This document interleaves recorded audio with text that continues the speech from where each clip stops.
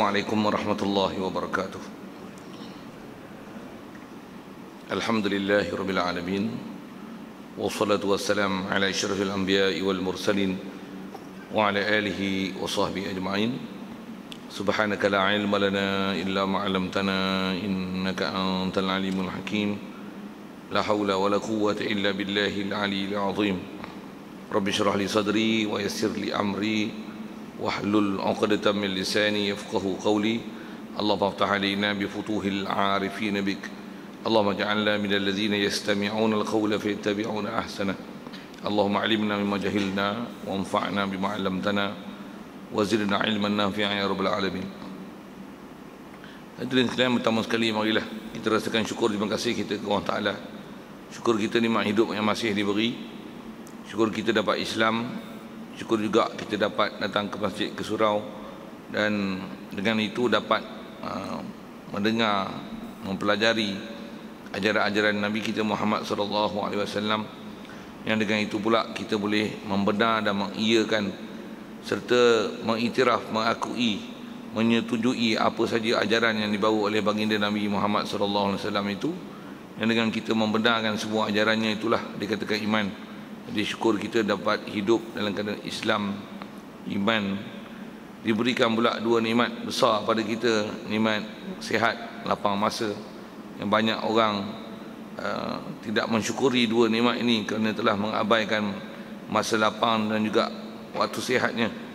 Syukur banyak-banyak Allah Ta'ala beri anugerah kita dengan sihat dan lapang masa itu, dan diberikan pula kita kekuatan dan keupayaan untuk boleh hadir ke masjid untuk berjemaah solat asar di masjid ini. Dan insya-Allah kita memanfaatkan pertemuan kita hari ini untuk meneruskan perbincangan kita daripada kitab Fathul Qarib ni, insya-Allah.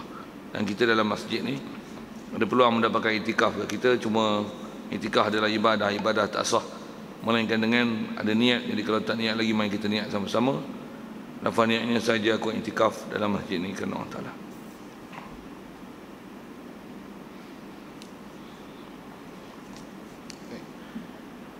Hadirin sekalian, kalau ikut pelajaran kita bulan lepas, kita sentuh dalam bab kurban dan akikah. Jadi kalau ikut dengan nak sentuh, ada sikit lagi ujung disebut dalam yang kita tak terbaca hari itu adalah berkenaan tentang beberapa perkara yang disunatkan dalam bab sembelihan. Jadi rasa-rasanya saya tak panjangkan ke sana. Untuk bulan ni insya-Allah rasanya kita tengok bab munakahat sikit. Pasal kita tak baca kitab ni ikut tertib. Jadi di pretend on the boss lah. Bos kata apa, kita buka muka surat mana, tuan-tuan ikut je lah. Apa yang ikut munasabah. Macam mana pun kalau ada suggestion untuk bulan akan datang, untuk apa topik tertentu untuk dibicara tu, insya-Allah cadangan dia boleh diterima. Macam mana pun untuk hari ni rasanya nak bincang sikit tentang bab mahram. Pasal musim kita ni tambahan dekat nak musim cuti pula nanti, ada istilah kahwin. Okey. Dan sedikitlah nak tengok dalam bab-bab perkara yang berkaitan dengan bab munakahat. Dan hari ni khususnya nak sebut ada benda yang mudah je, cuma nak belajar dengan lebih spesifik. Jadi kita tengok muka surat 136 tentang siapakah mahram. 136 renggan 768. Kata musannif rahimahullah taala, faslun wal muharramatu ay al muharramu nikahuhunna bin nasi 14 wa fi ba'di nusakhin 14. Sab'un bin nasabi wa hiya al ummu wa in alas wal bintu wa in safulat. Amma al makhluqatu mimma izina syakhsin fatahillu lahu 'ala al asahi lakinna ma'al karahati wa sawa'un al muzni biha al muzna biha mutawiyatan aw la. Amma al mar'atu fala yahillu laha waladuha min az-zina. Jadi hadirin sekalian, dengan pasal yang sekali lalu saya bacakan dengan Arabnya itu, kita nak bincang petang ni insya-Allah adalah tentang mahram. Pertama ambil istilah tu dulu. Istilah yang datang warid dalam kitab dan dengan istilah Arab yang betul. Orang perempuan yang kalau di sebelah kita, orang lelaki, kita haram kahwin, namanya mahram. Walaupun masyhur dah di kalangan kita orang Melayu panggil muhrim. Kalau ikut ada bahasa tu kena betul kan lah. Macam mana satu masa dulu kita masyhur dengan sambutan kelahiran Nabi Muhammad SAW, kita masyhur dengan majlis maulud kan. Tapi sekarang tengok bahasa tu dah boleh ditukar kepada maulid. Jadi kalau maulud makna lain, maulid makna lain. Macam mana pun kesalahan bahasa tu maklumlah orang Melayu tak kerti Arab, dia hentam aje lah. Tapi tak cantik juga. Macam kita sebut bahasa orang Inggeris lah sikit, nak sebut pemandangan bahasa sikit. Kita tengok bahasa Inggeris dia tulis G-I-A-N-T, sepatutnya bunyinya giant, kita kata gian. Macam mana tuan-tuan? Mak Saleh dengar kita sebut gian, no, I want to go to Gian, gelak pecah perut dia. Sikit saya sebut gitu lah kan. Tuan-tuan tak faham saya sebut ni, diam je lah. Dan itulah juga Arab pun, kalau kita sebut dengan istilah Arab yang tak apa cantik tu, cuma dia nak gelak pecah perut tak pecah perut tu satu hal. Tapi yang saya nak ceritanya ialah kalau boleh kita biar sebut dengan bahasa yang tepat. Dan bila bahasa tepat ni tuan-tuan, antara satu kemudahan yang ada pada kita ialah bila kita dah gunakan bahasa yang betul, kita buka kitab, kita baca senang. Pasal kita dah dapat bahasa yang betul. Dan kita insya-Allah tak jadi salah nak memahamnya tu. Tapi bila dah ada istilah salah, lagi ada faham salah pula. Okey. Satu nak cerita bahasa tu sikit. Jadi sepatutnya orang perempuan yang haram nikah ni, ataupun sesiapa yang istilahnya kalau di sebelah lelaki haram kahwin dengan perempuan tersebut, ataupun orang perempuan haram berkahwin dengan lelaki tersebut, lelaki ataupun perempuan tu umumnya diistilahkan sebagai mahram. Sekali lagi saya sebut, walaupun biasanya kata-kata orang Melayu kita masih lagi sekarang ni ada yang menggunakan perkataan muhrim. Sedikit kalau ambil bahasa, muhrim dengan mahram apa beza? Kalau mahram ni sebut dengan bahasa Arabnya sikit, mahram tu diisi maf'ul daripada ahrama, dengan mana orang yang diharamkan nikah. Kalau baca dengan muhrim, muhrim dia akan dengan mana orang yang berihram haji ataupun umrah. Jauh beza kan, makna dia tu. Ni muhrim saya, nanti makna dia orang yang buat haji, berihram haji dan berihram umrah dengan saya. Tu lawak lagi bunyinya. Macam mana pun kalau kita dah faham orang cakap dengan bahasa salah tu, tapi maksud dia tu taklah jadi masalah mana. Macam mana pun kadang-kadang dia jadi ralat dan jadi janggal sikit dalam bab penyampaian dan kepahaman tu. Macam mana pun gunakanlah bahasa yang betul, khususnya bahasa syarak ni. Baik. Jadi mahram, muhrim, jadi sepatutnya mahram. Satu disebut dengan bahasa kitabnya faslun wal muharramat. Jadi baca masyhur kita sebut mahram ataupun disebut dengan muharram. Kalau kitab kita tu kita boleh baca wal muharramatu ataupun baca wal mahramatu. Maksudnya boleh dengan istilah baca kita sebut dengan mahram saya sebut tadi, ataupun dengan istilah boleh juga disebut dengan muharram. Maksudnya orang yang diharamkan nikah. Macam mana pun dah masyhur kat kita sebut dengan istilah mahram, baca dengan tanpa sabdu ra. Sikit bahasa je. Baik. Bab ni saya cadang nak baca pasal ada munasabah dengan bab nikah kahwin satu hal, dan dia berkaitan dengan bab masalah aurat, dan dia adalah perkara yang berkaitan dalam masalah salam bersalam.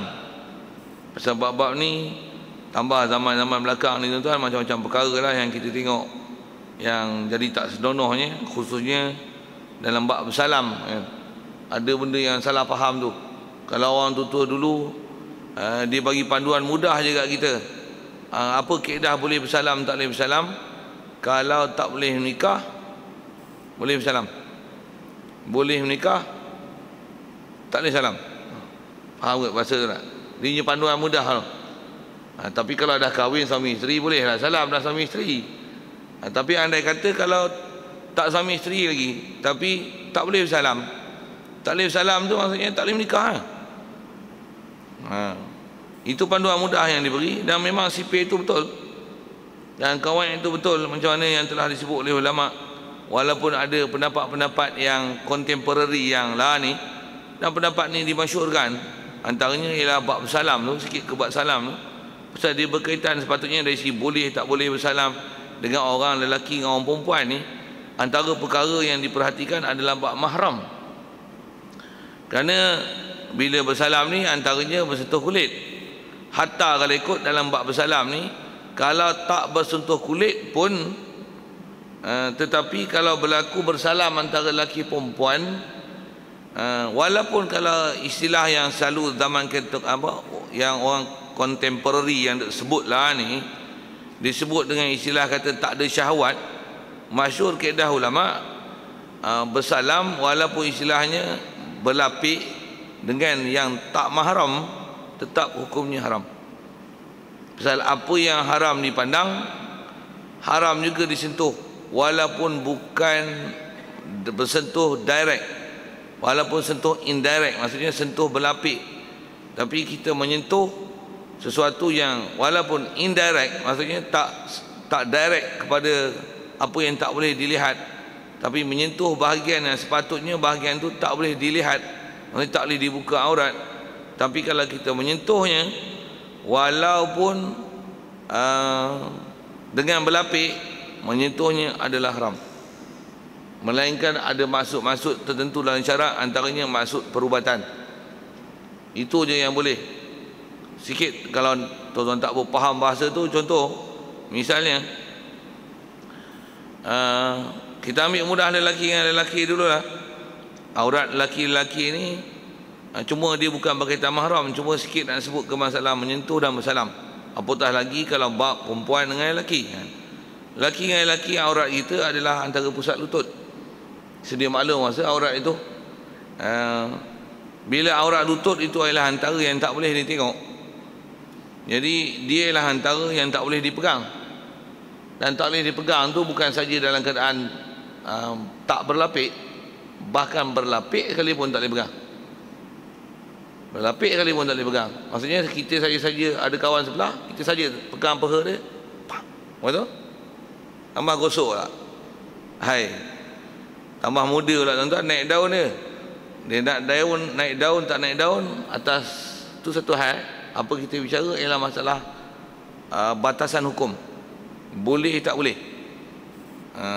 Melainkan ada kaedah-kaedah perubatan, nak urut, perlu apa-apa perubatan dan sebagainya, luka dan sebagainya, ada tempat tu perlu ditengok ataupun disentuh, maka barulah boleh dilihat dan disentuh perkara itu. Adapun jika semata-mata pegang dengan tanpa apa-apa maksud syarak, walaupun lelaki sama lelaki, menyentuhnya walaupun berlapik, dia adalah haram. Apatah lagi tanpa berlapik, apatah lagi dengan istilah kampung sebut pakak pi gagau orang punya. Gagau faham kan? Tak faham gagau? Faham. Pasal ada tuan-tuan, ada orang kita yang dia berseloroh, tahap dia sampai gagau. Faham kan? Orang tua pergi perangai macam budak bodoh. Berseloroh gagau orang ni, orang ni gagau orang ni. Saja nak sebut tu pasal ada benda yang dari segi hukum syarak kita kena perhati, boleh tak boleh buat gitu. Baik, itu saya sebut bagi contoh lelaki. Apatah lagi kalau perempuan. Contoh kalau katalah, saya nak sebutkan tentang bersalam tu, kena tengok tu. Yang ni bukan bab bersalam, hanya sekadarnya ni. Katalah kita sebagai guru ada anak murid ni perempuan, kita bagi kerja kat dia, kita dalam kelas ni katalah itu, dalam bilik darjah, untuk kita pun berjalan tengok dia orang buat kerja. Untuk budak perempuan ni dia buat kerja, duk menulis, kita tengok dia tulis buat kerja bagus. Boleh tak kita tepuk belakang dia, bagus kamu buat kerja. Dia pakai baju tu, dia pakai tudung tu, bukan salam tau, pegang badan dia, bukan nampak tutup aurat tau, baju tebal kat tu, pakai jaket lagi. Boleh tak tepuk belakang dia? Syabas. Pelajar yang bagus. Bagus buat kerja. Teruskan kerja yang baik itu. Boleh tak? Boleh tak? Boleh tak? Kepala otak hang. Woi, haram. Bukan pegang badan dia. Memang bukan pegang badan dia. Ini pun indirect itu, bukan direct. Bukan masalah direct tak direct. Pasal kaedah sebut ulama, apa yang diharam padang, maka haram juga menyentuh. Bahkan menyentuh lagi lebih besar haram, sekalipun indirect. Maksud indirect ni berlapik. Satu, kalau masalah bersalam, kalau katalah ada orang perempuan ni, dia mengaji pandai, dia nak salam dengan kita, dia buat macam ni, nak salam dengan ustaz, ambil berkat. Makcik lah tu, opah, nak salam dengan kita, nak salam dengan ustaz. Buat apa? Ambil berkat. Dia faham lah, nanti sentuh batal air semayang. Air semayang tu bak air semayang, tapi bersalam dengan, walaupun dia berlapik ni, dia berlapik, dia salam. Cium tangan lah tu, tapi dia tak cium tangan kita, dia cium tangan dia. Boleh? Dengar sebut kepala otak kau. Oh, itu dah tak ada. Tak ada ajaran syarak kita yang tu. Apatah lagi selamba je. Macam mana yang kebanyakannya berlaku di kalangan pemimpin-pemimpin, tak kira lah pemimpin mana pun, berhubungan pemimpin kita gitu tak. Sekalipun ramai di kalangan kita punya tu, baik pemimpin lelaki atau perempuan, dan mereka memberikan alasannya boleh bersalam lelaki perempuan dengan syarat tanpa syahwat. Betul ke pahaman ni? Sikit tak sebut tu lah. Kalau ikut masyhur sebut ulama, tak ada betul lah tu. Dan kalau dia kata apa nak payah-payahkan Islam ke, ajaran mudah, memang Islam ni mudah, tapi engkau memudah-mudahkan agama. Sikit bahasa-bahasa tu nak sebut. Jadi itu kita sebut bab pemimpin. Kadang-kadang kita pun jadi masalah juga. Siapa? Pasal kita tak faham peraturan siapa yang boleh bersalam dengan tak bersalam. Satu, dia punya disiplin dia nak kenal lutang mana, kena kenal lah mahram itu. Jadi siapa-siapa yang memang mahram ni memang boleh bersalam. Kalau bahkan cium tangan boleh, apatah lagi melibatkan bab-bab penghormatan. Macam kita, mak ayah memang tu, mak menakan. Kalau di sebelah saya lelaki, mak menakan sebelah mak menakan sebelah bapa, mak menakan pun mak menakan ori.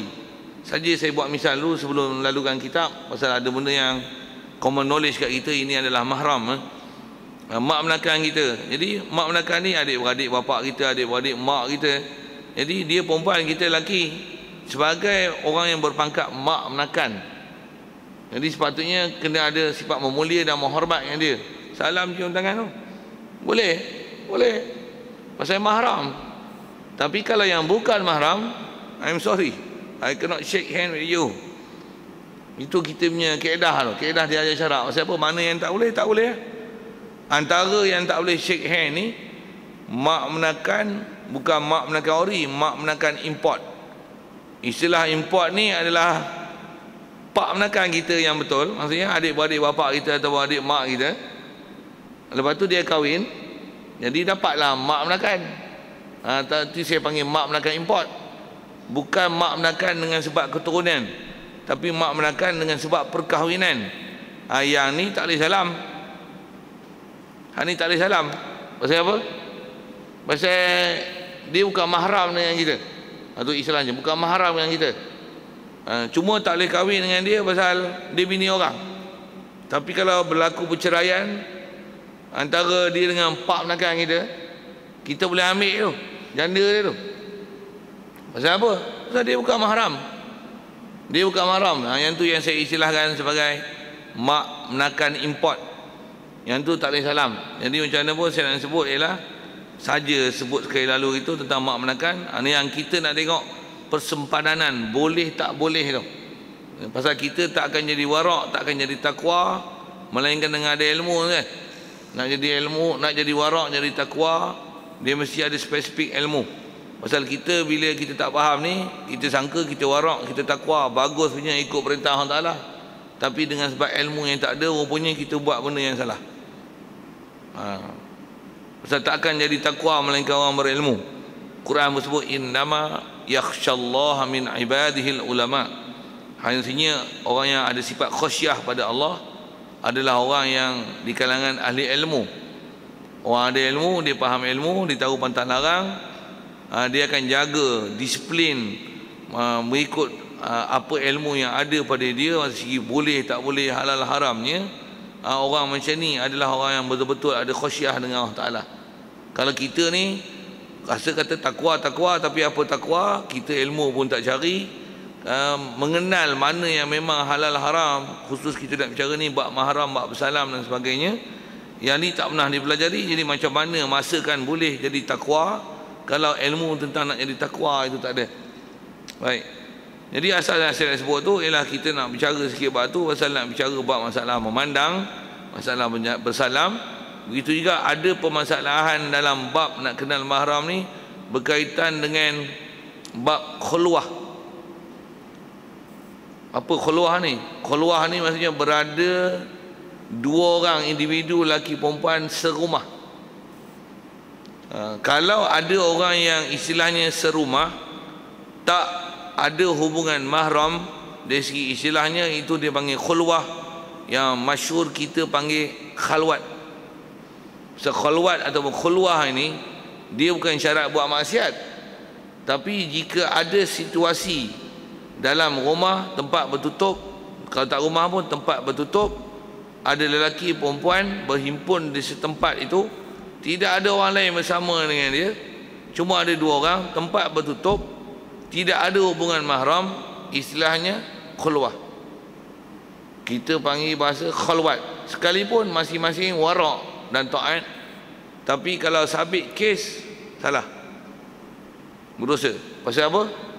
Meletakkan meletakkan diri di tempat bahaya. Serupa macam highway, tempat orang bawa 18 sampai 200 km, kita berdiri tengah-tengah highway. Memang kita tak langgar, tapi tempat bahaya. Macam tu kot saya nak buat bandingkan. Walaupun orang nampak kita, kalau katalah kita sebut tadi satu bilik, memang buah contoh ni bos dengan sekretari, buah tu dia nak ambil fail apa, satu bilik, dua orang je, tak ada hubungan mahram. Dan tu yang nak faham mahram tu, boleh tak boleh sebilik macam tu, walaupun masing-masing tak ada buat apa-apa. Sekretari pun pakai purdah, warak, bos pun pakai sorban, warak. Macam mana? Duduk sebilik, tak ada mahram, yang kita nak tengok siapa dia mahram tu, hukumnya haram dan berdosa. Ni pun sekali lagi kalau kita bicara tuan, orang yang tak reti kata dia apalah bawa maya. Islam ke agama mudah? Memang agama mudah. Esok sampai bermudah-mudah, jadi apa-apa esok, bawa kau nak sembang tu, nak bising belakang. Baik, macam mana pun saya nak sebut, itu ialah antara bab-bab yang kita kena perhati, pasal itu ada peraturan-peraturan syarak yang berkaitan dengan bab tersebut. Baik, pernyataan pertama dia sebut al-muharramat ataupun muhramatu, ay al-muharramu atau muhramu nikahuhunna bin nasi arba'an asyara. Kata dia perempuan yang diharamkan nikah, kalau dengan nas maksudnya tengok Quran hadis yang asal, dia ada arba'an asyara, ada 14 ni. Kata dia wa fi ba'd nusakh, sebahagian salah matan dia gunakan lafaz arba'ata asyara. Itu bahasa-bahasa Arabnya, saya tak syarah panjang. Sab'un bin nasab, dan kata dia 14 ni 7 dengan faktor keturunan. Istilah nasab tu bahasa kita keturunan. 7 dengan nasab, maksudnya 7 haram yang mahram dengan keturunan. Nanti akan ada lagi 7 haram dengan sebab susuan. Yang 7 susuan dengan 7 bab keturunan ni, itu yang akan jadi 14 nanti. Okey. Baik, mana dia 7 dengan sebab keturunan tu? Ni yang nak tengok elok-elok. Jadi saya akan misalkan untuk memaham bab ni kepada saya lah, senang. Kalau pun tengoklah apa budak Sabah bahasa kita pakai ni. Baik, pertama daripada 7 tu, wahia 7 Sabah itu adalah al-um, mak. Baik, mak ni siapa? Mak adalah ibu kepada seseorang. Jadi kita sebut ni pun nisbah lelaki kepada perempuan lah, mahram. Sikit rasanya sebelum teruskan tu, termasuk dalam istilah mahram ni, kalau lelaki kepada perempuan, di sebaliknya nanti perempuan kepada lelaki.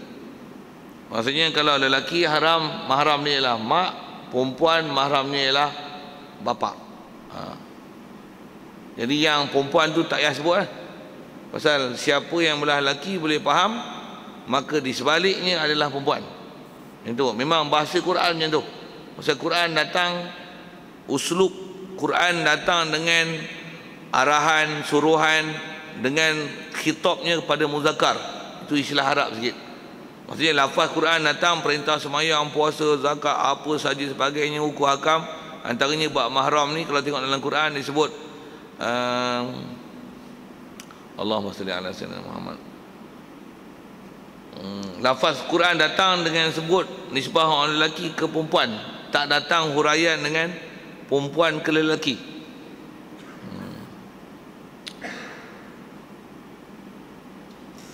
Allahumma salli ala sayyidina. Apa ayat muharramat ni? Lupalah nak sebut.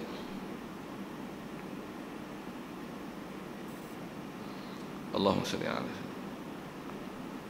Asal nak sebut tentulah. Jadi kita akan sebut nanti nisbah lelaki ke perempuan saja. Baik, pertama 7 itu mak. Jadi mak adalah ibu kepada seseorang. Kalau kita, ibu kita. Siap. Jadi kita bahasa ke kita tu senang, ibu kita. Jadi kalau orang perempuan, bapa kita. Dan bapa tu cuma ada beza sikit sini.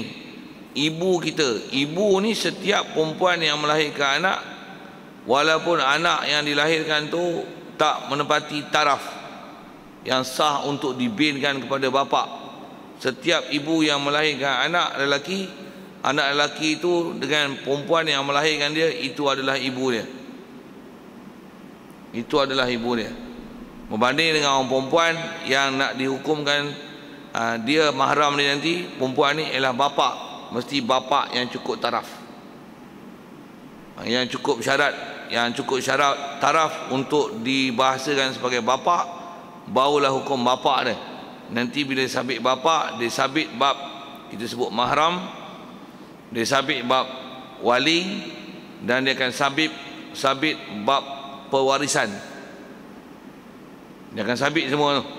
Pasal bab-bab keturunan ni, mahram satu hal kita sebut bab nikah kahwin, antara berkaitan dengan dia ialah bab wilayah, bab wali.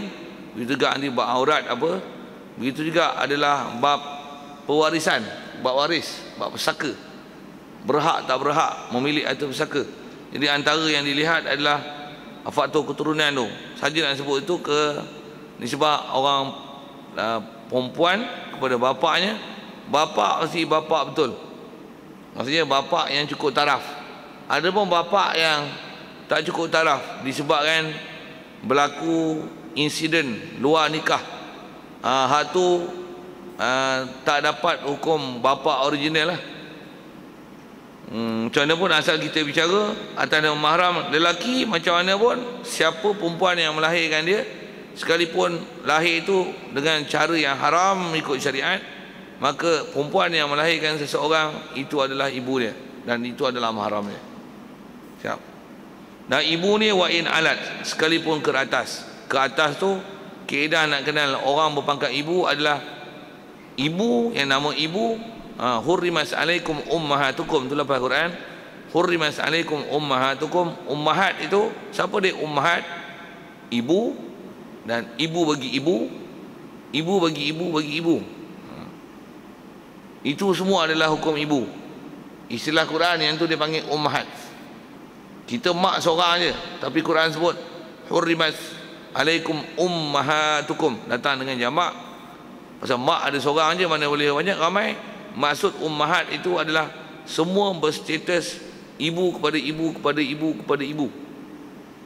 Yang tu yang digunakan bahasa wa in alat, sekalipun ke atas. Hukum dan martabat mak. Jadi maksudnya nenek hukum apa? Nenek ialah mahram. Jadi nenek tak dibilang asing. dalam angka untuk 7 itu. Jadi mak, nenek masuk sekali. Nenek masuk sekali. Nenek tu siapa nenek ni? Ibu bagi ibu. Ibu bagi ibu. Termasuk nenek, termasuk